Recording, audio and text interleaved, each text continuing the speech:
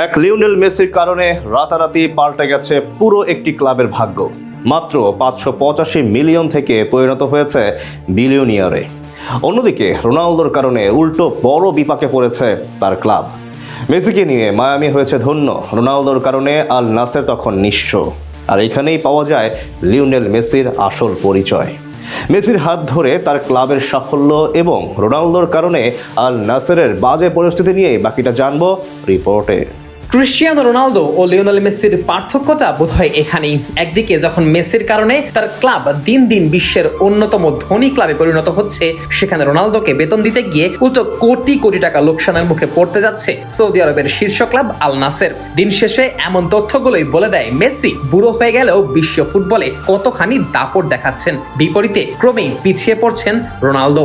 Lionel Messi এবং Cristiano Ronaldo দুই মহাতারকার বিশ্ব আসরের দ্বৈরথ অবশ্য গত এক যুগ ধরে সব আলোচনাকে দখল করে রেখেছে। ফুটবল ইতিহাসের অন্যতম দুই তারকার মধ্যে কে সেরা এমন প্রশ্নের উত্তর নিয়েও আছে দ্বিমত এবং বিতর্ক।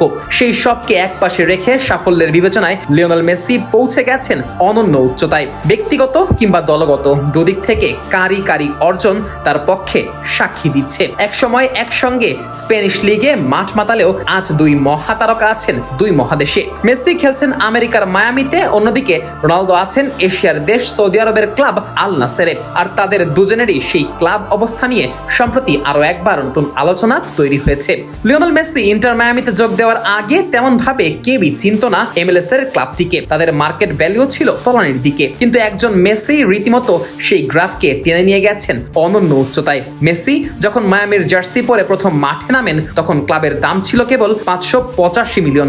মাত্র কয়েক বছরে সেই চিত্র পাল্টে এখন তার ক্লাবের দাম পৌঁছে গেছে $1.45 বিলিয়ন, মানে প্রায় 17,851 কোটি 47 লক্ষ বাংলাদেশি টাকা। মেসির কারণে রাতারাতি তার ক্লাব বিলিয়নিয়ার হয়ে গেলেও রোনালদোর কারণে তার ক্লাব পরিণত হয়েছে ঋণে জর্জরিত। 2023 সালের জানুয়ারিতে আল নাসেরে যোগ দেওয়া রোনালদো এই মুহূর্তে পেশাদার ফুটবলারদের সবচেয়ে বেশি পারিশ্রমিক পেয়ে থাকেন। বিভিন্ন প্রতিবেদন অনুসারে তার পারিশ্রমিক বছরে $21 কোটি বেশি। তবে সেখানে প্রত্যাশা অনুযায়ী তাকে নিয়ে তেমন সাফল্য পায়নি আল নাসের। সম্প্রতি সৌদি সংবাদ মাধ্যম আল রিয়াদিয়াহ এক প্রতিবেদনে জানিয়েছে, তারল্য সংকটের কারণে আল নাসের ক্লাবের দৈনন্দিন কার্যক্রম ব্যাহত হচ্ছে। মূল দলের বেশ কয়েকজন খেলোয়াড় জুন মাসের বেতনের কেবল আংশিক অর্থ হাতে পেয়েছেন। বাকি বকেয়া পরিশোধের জন্য ক্লাব কর্তৃপক্ষ চেষ্টা চালিয়ে যাচ্ছে বলে জানা গেছে। এরই মধ্যে অনিশ্চয়তা তৈরি হয়েছে ক্লাবের সবচেয়ে বড় তারকা ক্রিস্টিয়ানো রোনালদোর ভবিষ্যৎ নিয়েও। বিপুল ঋণের বোঝার কারণে চূড়ান্ত পর্যায়ে পৌঁছেও একের পর এক খেলোয়াড়ের সঙ্গে চুক্তি সম্পন্ন করা সম্ভব হচ্ছে না। এখান থেকেই পরিষ্কার হয়ে গেছে মেসির কারণে মায়ামি যখন আকাশে উঠছে রোনালদোর হাত ধরে, তখন প্রত্যাশিত সাফল্যের তুলনায় আল নাসের উল্টো বিপাকে পড়েছে।